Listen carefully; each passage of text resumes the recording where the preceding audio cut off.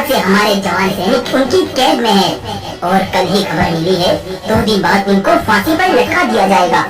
पाकिस्तान के बॉर्डर पर इतने सख्त नियम कर दिए गए हैं कि किसी भी रूप में वहाँ तक पहुँचना बहुत मुश्किल होगा। समझ नहीं आता उनको कैसे आजाद कराया जाए। तुम सही कहते हो, लेकिन वो उस पिंजरे में कौन कैद है? अगर आज वो अपने होश में होता तो मुझे कुछ भी सोचने की जरूरत न पड़ती। तो तुम्हारा मतलब है वो पागल कमजोर शरीर वाला उन्हें आजाद करा के लाता? हंसो मत। अगर तुम जान लो कि वो कौन है तो तुम उसकी जवानी के कसीदे पढ़ने लगोगे। 10 साल का वो बच्चा हर रोज अपने घर से गुजरते जब कुछ सैनिकों को देखता तो उसके अंदर एक जज्बा जाग जाता। एक दिन मैं भी उनके जैसा बनूंगा और अपने देश की रक्षा करूंगा। मेरा सपना एक दिन जरूर पूरा होगा। बहादुर नाम का वो बच्चा हर रोज वहाँ जाकर देखता था जहाँ आर्मी में भर्ती होने के लिए ट्रेनिंग दी जाती थी। एक दिन वो सैनिकों की लगी दौड़ में शामिल होकर भागने लगा और वो इतना भागा कि कोई भी उसके आजू बाजू न रहा। आर्मी की भर्ती में होने वाली हर कार्यक्रम में बहादुर सबसे आगे था। ये देख वहाँ के ट्रेनर ने बहादुर को अपने पास बुलाया। कौन हो बच्चे और कहाँ से आए हो? बहादुर ने उनको सब बताया। तब वो बहादुर के साथ उनके घर गया। वहाँ कोई और नहीं था, बस बहादुर की माँ अकेली थी। मैं आज तुम्हारी बहुत कीमती चीज लेने आया हूँ। मुझे तुम्हारा बेटा चाहिए। दुश्मनों से अपने देश की रक्षा करने के लिए ये एक बेहतरीन सैनिक साबित होगा। मैं जानती हूँ मेरे बेटे में अपने देश के लिए बड़ा जज्बा है, लेकिन इसके पिता इस काम के बड़े खिलाफ हैं। वो बहादुर को खोना नहीं चाहते। उसकी माँ ने बहादुर को जाने से साफ साफ मना कर दिया, लेकिन रात के समय ही बहादुर एक पत्र छोड़कर घर से निकल गया और उसने एक अच्छा सैनिक बनने के लिए जी तोड़ मेहनत करनी शुरू कर दी और कुछ ही सालों में बहादुर एक विनयी सैनिक बन गया। एक बार सभी जवान सैनिकों के पास उनका लीडर भागता हुआ आया।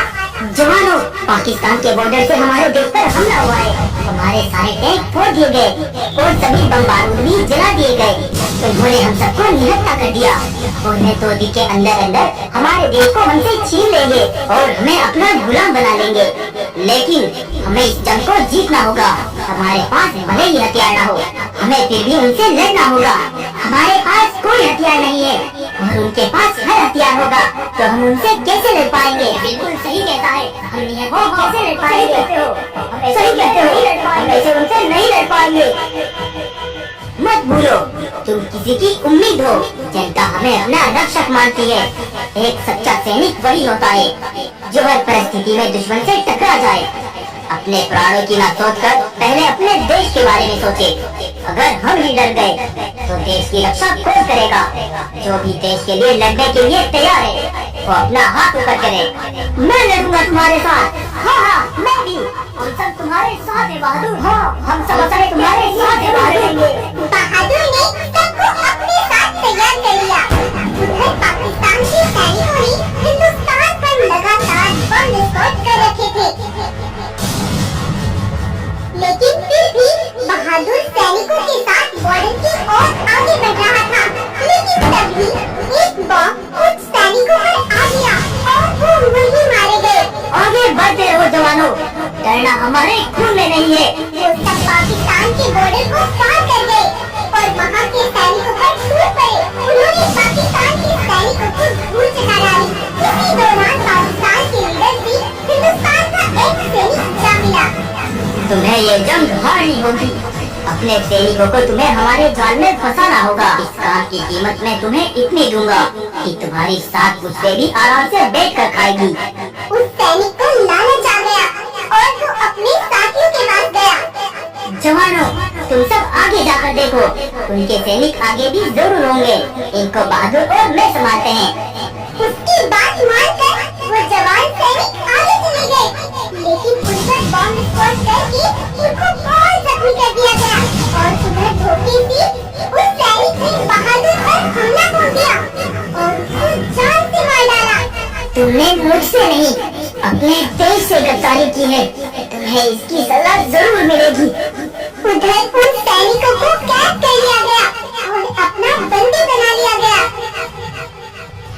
24 घंटे बाद बहादुर कुछ जानवरों को नदी के किनारे पत्थरों के पास पड़ा मिला।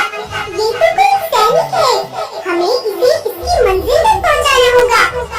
जानवरों ने बहादुर को बाकी सैनिकों तक पहुंचा दिया। कुछ महीनों तक बहादुर का इलाज चला। लेकिन जब बहादुर होश में आया तो वो अपनी यादाश्त खो बैठा था। वह कभी किसी पर भी हमला कर देता था। उसकी ये हालत देख उसे पिंजरे में कैद कर लिया गया था। तब से ये अपनी होश में नहीं आया। शायद इसके दिमाग पर कोई चोट आई थी। मुझसे बहुत बड़ी भूल हुई। जो देश के लिए अपनी जान को दांव पर लगाने वाले का मैंने मजाक उड़ाया। मुझे माफ करना। लेकिन तुम्हारा अब अगला कदम क्या है? सैनिकों का लीडर चीता को एक खुफिया जगह पर लेकर जाता है। इस जंग से पहले जो जंग हुई थी उसमें हम उनके ये सारे टैंक उठा लाए थे। मैंने कभी नहीं सोचा था कि मैं इनको फिर से उनके हवाले करूंगा। लेकिन अब लगता है उन सिपाहियों को बचाने के लिए मुझे इनको वापस करना ही पड़ेगा।